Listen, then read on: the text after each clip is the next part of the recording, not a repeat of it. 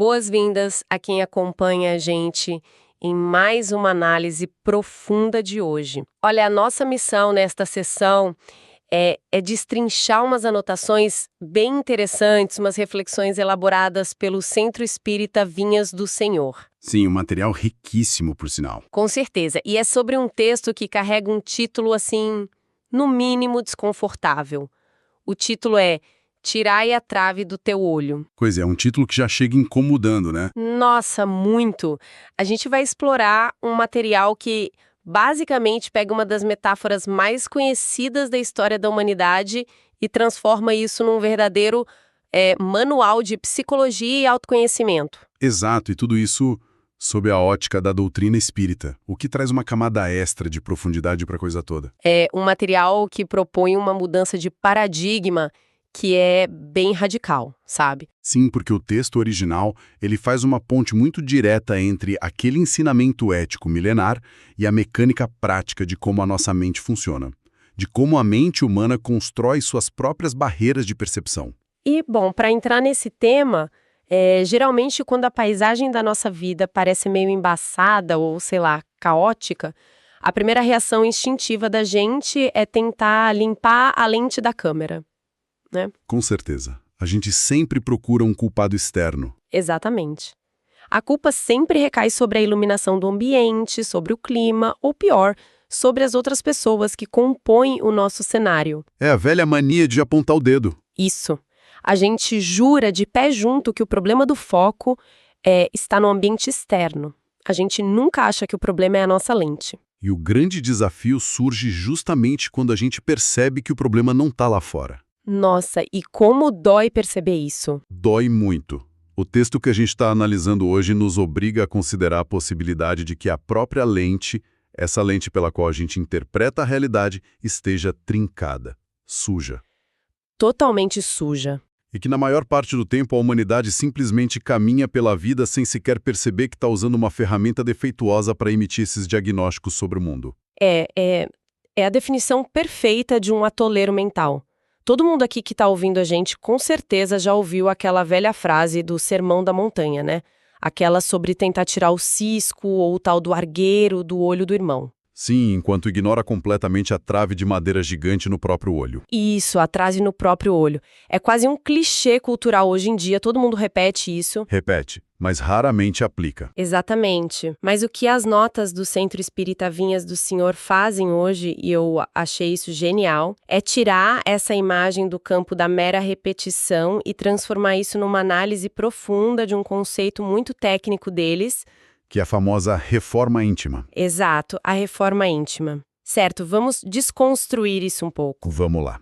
Essa transição, sabe, da figura de linguagem para o método prático é o núcleo de toda a nossa exploração de hoje. Sim, porque a imagem por si só já é forte. Muito forte. Quando a gente lê o relato bíblico lá de Mateus 7, versículo 5, o contraste visual que Jesus cria é propositalmente absurdo. É quase cômico se você parar para pensar. Chega a ser caricato. Imagina uma viga estrutural daquelas de construção civil mesmo, bloqueando o rosto de alguém, e essa pessoa, ironicamente, está tentando fazer uma microcirurgia. Uma cirurgia a laser com uma tora de madeira na cara. Exatamente.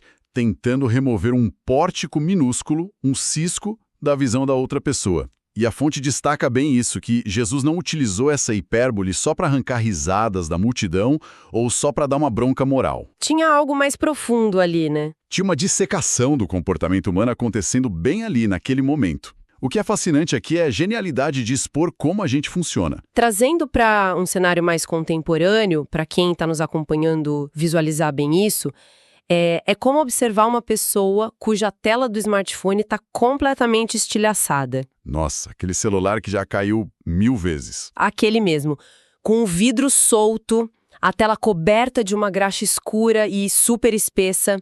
E aí essa mesma pessoa tenta desesperadamente polir um micro-arranhão na película do celular de um colega. É uma cena ridícula. Totalmente. A mecânica da coisa simplesmente não fecha. Com a visão totalmente bloqueada pelo caos do próprio aparelho, qualquer intervenção no aparelho do outro vai ser inevitavelmente destrutiva. Como você sequer consegue enxergar a tela do outro para ajudar? Não consegue. É impossível. A genialidade dessa imagem, como o autor das notas do Centro Espírita aponta, reside justamente em expor esse mecanismo da nossa projeção. E a projeção é uma armadilha e tanto. Uma das maiores. A metáfora revela a nossa condição humana mais básica, que é essa facilidade gigantesca, quase assustadora, que a gente tem para mapear a falha alheia. A gente tem um radar afiadíssimo para o erro do outro. Afiadíssimo. E isso contrasta com uma cegueira brutal, uma negação absoluta para os nossos próprios erros estruturais. A lente quebrada distorce completamente a proporção das coisas. E aqui a gente sai um pouco da metáfora puramente histórica e entra na explicação que a doutrina espírita oferece para essa dinâmica toda. O material conecta essa fala milenar ao conceito de evolução do espírito. Sim, que é o pilar central da filosofia deles. O texto, inclusive, é bem categórico ao afirmar que a tal da trave não representa tipo um defeitinho qualquer de personalidade, sabe? Aquela mania boba que a gente tem. Não é um simples mau hábito, como roer unha. Exato, não é roer unha. A trave representa imperfeições muito profundas e enraizadas no ser. E o texto destaca duas vigas principais aí, o orgulho e o egoísmo. O orgulho, ele atua como uma barreira arquitetônica na mente da pessoa. Ele cria um senso de superioridade que é totalmente artificial. E que dá um trabalho tremendo para manter, né? Um trabalho exaustivo, porque exige manutenção constante. Para que uma pessoa se sinta superior o tempo todo, ela precisa quase que obrigatoriamente diminuir todo mundo que está ao redor dela. É um jogo de soma zero. Exatamente. E é por isso que o erro do outro, o tal do argueiro, do cisco, ganha proporções tão colossais. A gente amplia o erro do outro com uma lupa gigantesca. Porque a visão, estando distorcida pela trave do orgulho, hiperdimensiona a falha alheia só para justificar a posição confortável do próprio ego. Mas deixa eu fazer o papel de advogada do diabo por um momento aqui. Vamos pensar pelo lado biológico e até antropológico da coisa. Claro, manda ver. Julgar o outro, apontar o erro, não seria, no fundo, uma vantagem evolutiva? Digo, na época das cavernas, olhar para o comportamento do grupo, apontar quem estava saindo do padrão ou errando, era uma forma de proteger a tribo contra ameaças, certo? É um ótimo ponto. Um mecanismo de defesa. Isso, mecanismo de sobrevivência. Se o nosso cérebro foi programado durante milênios para escanear o ambiente em busca de falhas externas justamente para a gente sobreviver, por que esse mergulho no próprio íntimo, que a reforma íntima exige, é cobrado com tanta urgência no texto? Essa pergunta vai direto no cerne da literatura espírita. E essa transição, sabe, do instinto animal de sobrevivência para a consciência espiritual é um dos pontos mais densos que eles abordam. Imagino que sim. O instinto de autopreservação realmente ensinou o ser humano a olhar para fora e identificar essas ameaças que você mencionou. É verdade. Só que o texto argumenta que a humanidade não está mais naquela fase de sobrevivência pura. A gente já passou da fase da caverna. Exato. O convite agora, o próximo passo, é a evolução moral. O que antes funcionava como uma defesa primitiva e necessária, hoje atua como uma âncora. Uma âncora que prende a gente. Que gera estagnação espiritual. O julgamento constante deixou de ser uma proteção para o grupo e virou simplesmente uma ferramenta do ego para evitar o próprio crescimento e a própria responsabilização. Nossa, isso faz muito sentido. O que levanta a questão da nossa resistência interna, né? O material foca muito nas duas virtudes que seriam necessárias para quebrar esse ciclo, que são a coragem e a humildade. Duas coisas que não são fáceis de cultivar. Nem um pouco. E, assim, ao ler sobre isso nas notas do Centro Espírita, fica muito claro o motivo dessa nossa resistência toda. Conhecer a si mesmo não é um retiro relaxante num spa de fim de semana. Longe disso. É um processo de desconstrução que é quase violento internamente. Envolve um luto, sabe? Um luto da própria autoimagem que a gente criou. O orgulho, como a gente mencionou antes, ele opera de forma muito semelhante a um anestésico. Ele entorpece a gente. Exato. Ele impede que o indivíduo sinta a dor da própria ignorância, da própria falha.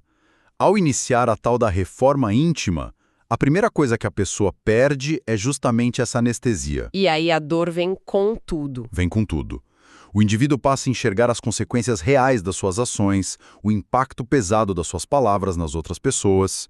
E encarar esse espelho sem filtros dói demais. Eu imagino, é encostar o dedo na ferida. O texto afirma categoricamente que enquanto não houver o esforço sincero de suportar essa dor do autoenfrentamento, a visão espiritual de qualquer pessoa vai continuar completamente corrompida. E uma visão espiritual corrompida não gera neutralidade, né? Ela gera um estrago real no mundo. Um estrago gigantesco. Em vez de promover o bem ou de auxiliar a comunidade de forma genuína, a pessoa que não olha para si mesma acaba perpetuando a desarmonia por onde passa. Elzira vira por de conflito. Exato. Ela distribui críticas destrutivas, intolerância e, o pior de tudo, ela faz isso acreditando piamente que está distribuindo justiça. A ilusão da justiça é, sem dúvida, o disfarce favorito do orgulho. Quem julga o mundo com a trave no olho frequentemente se coloca nessa posição de um salvador, sabe?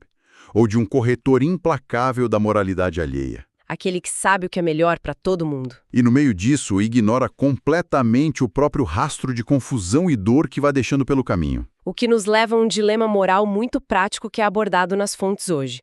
Porque, bom, alguém que acompanha o nosso raciocínio até aqui poderia facilmente cruzar os braços e concluir que não deve fazer nada. Isso. Pensar, bom, se a condição humana é tão falha assim, e se eu, inevitavelmente, possuo essas estruturas imensas de orgulho bloqueando a minha visão, então a única atitude coerente da minha parte é o silêncio absoluto. Me isolar e não falar nada. Exato. Devo cruzar os braços, fechar a boca e jamais pontuar um erro de alguém ou sequer tentar ajudar na melhoria de qualquer situação, já que eu também sou imperfeito. Essa é uma conclusão muito lógica, num primeiro momento, eu confesso. É o que parece fazer sentido. Mas é uma conclusão que o texto do Vinhas do Senhor faz questão de desmantelar completamente. A omissão diante do erro não é a resposta proposta pela doutrina espírita. Não tem a ver com cruzar os braços, então? Não mesmo. A passividade não resolve o problema do mundo. Ela apenas permite que o erro e o sofrimento se expandam sem encontrar nenhuma resistência. Aqui é que a coisa fica realmente interessante. O material é muito cirúrgico, ao fazer uma distinção de atitude. A grande mudança que o texto propõe não é a paralisação da ajuda. Não é deixar o outro se afogar. De forma alguma. A mudança é na transformação radical da forma de agir. A fonte diz textualmente que corrigir alguém deve ser um ato de amor e compreensão, nunca um pódio de superioridade onde você sobe para apontar o dedo. Essa mudança de postura muda o jogo todo. Muda demais. Tem uma frase lá nas anotações que resume perfeitamente a mecânica dessa interação. Ela diz: a crítica, quando desprovida de humildade, fere, mas a orientação, quando nasce do coração sincero, edifica. Essa frase é brilhante. E se a gente conectar isso a um panorama mais amplo, essa transição entre o ato de ferir e o ato de edificar introduz um conceito que permeia assim, toda a filosofia espírita, que é a indulgência. Indulgência é uma palavra forte. É importante a gente entender como a indulgência funciona na prática, viu? Porque ela frequentemente é confundida com cumplicidade ou com fazer vistas grossas para o erro alheio. E não é passar pano para o erro. Não, de jeito nenhum. O que o texto nos mostra é que a verdadeira indulgência ela nasce do próprio suor. A lógica por trás disso é fascinante. Do nosso próprio esforço, né? Exato. Quando o indivíduo realmente se compromete com a própria reforma íntima, quando ele sente na pele a dificuldade absurda que é alterar um único mau hábito que seja... Como é difícil segurar a língua numa hora de raiva. Nossa, é muito difícil. Conter uma resposta agressiva ou vencer um vício de pensamento antigo. Quando a pessoa passa por isso, algo nela muda. A dor do próprio processo interno gera um subproduto que é muito poderoso. Que é a empatia profunda. Isso, a verdadeira empatia. Quem trava batalhas diárias contra a própria natureza inferior adquire um olhar completamente diferente, muito mais brando, sobre a queda do próximo. Porque ela sabe o quanto o chão é duro. Perfeito. O outro deixa de ser um alvo para nossa crítica afiada e passa a ser reconhecido como um companheiro de jornada. Um companheiro que simplesmente tropeçou numa etapa diferente da mesma montanha evolutiva que a gente está subindo. Todo mundo está subindo a mesma montanha, né? Sujeito aos mesmos escorregões, às mesmas pedras no caminho. Exatamente. E é apenas através desse esforço pessoal e diário que a tal da trave começa finalmente a diminuir. Dando aquela limpada na nossa lente. E garantindo a clareza necessária para exercer o que o texto chama de verdadeira caridade. E aqui tem um ponto legal, porque a caridade nesse contexto não se limita àquela doação material, tipo dar uma cesta básica ou dinheiro. Não é só assinar um cheque. Longe disso.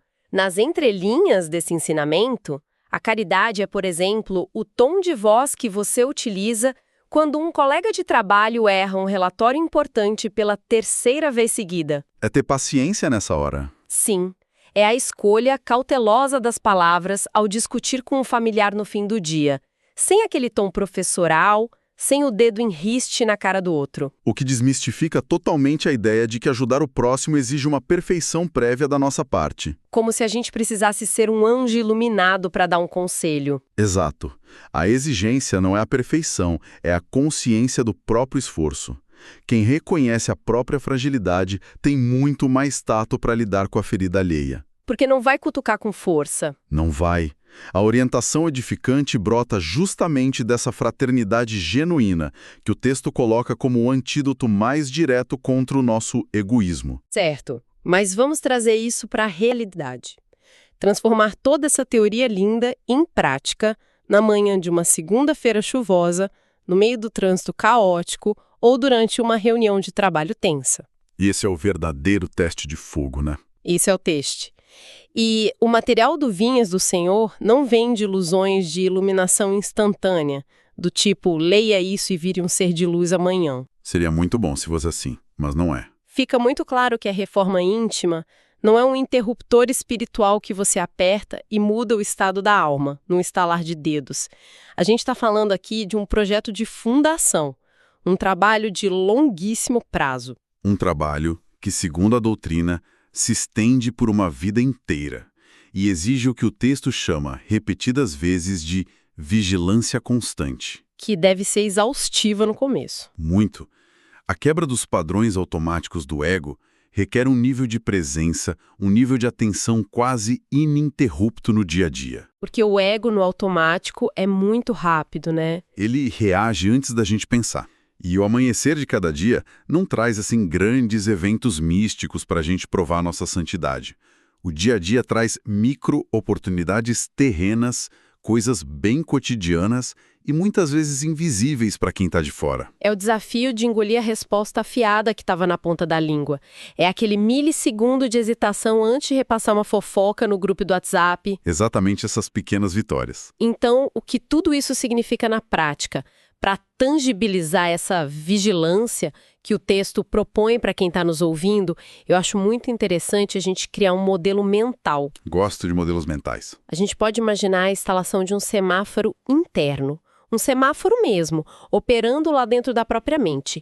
E o funcionamento dele seria ditado pelas nossas reações instintivas. Como funcionaria isso? Bom, o sinal vermelho acenderia no exato momento em que surge, lá no fundo, aquele impulso primitivo de apontar o dedo para o outro ou de emitir um julgamento sumarizado sobre alguém que passou na rua. Ah, o sinal vermelho é o freio absoluto, então. O estágio de frenagem. Exatamente. Pare tudo. É onde a amígdala cerebral da gente grita pedindo a reação, pedindo a fofoca, a crítica, mas a vontade moral intervém para interromper esse ciclo automático do orgulho. Perfeito. Então, logo depois de frear, entra o sinal amarelo. Que seria a fase da atenção, da observação. Isso. A fase de observar. Antes de verbalizar o tal defeito que você acha que viu no outro, o foco retorna todo para dentro de você mesmo. A investigação, nesse momento amarelo, muda de alvo. A gente passa a se questionar, né? Sim. Questionar coisas como: qual é a minha motivação real ao querer corrigir essa pessoa agora? Eu quero ajudar? Ou eu quero parecer inteligente? Quero me sentir superior. Exato. O meu próprio quintal já está bem varrido para que eu exija limpeza no quintal alheio. O sinal amarelo é aquela pausa essencial e necessária para a gente buscar a nossa própria trave. E é aí que a gente geralmente encontra uma coleção de traves, né? Inúmeras. E somente após essa varredura interna de ter certeza da própria intenção é que o sinal verde é acionado. E é bom deixar claro que o verde não é a liberação para atacar ou humilhar a pessoa. Não, pelo amor de Deus. O verde é a permissão moral para avançar com o objetivo de compreender e, se possível e se for solicitado, auxiliar o outro. Esse exercício contínuo, perseverante do semáforo, ele desmorona aquela necessidade crônica da gente de tentar controlar o comportamento do mundo inteiro ao nosso redor.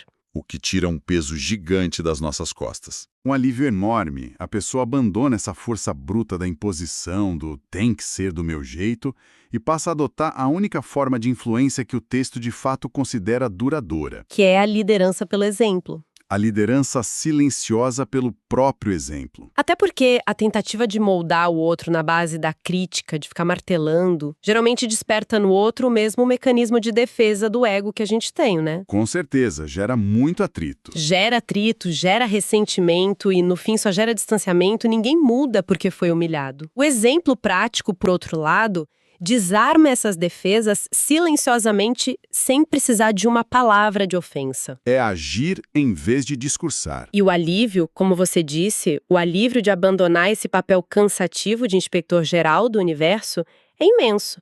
Focar nossa energia de transformação exclusivamente no único terreno onde a gente realmente tem alguma jurisdição, que é o nosso próprio interior, é um caminho incrivelmente libertador. E esse é, na minha visão, o momento de maior consolo que o estudo desse material espírita proporciona.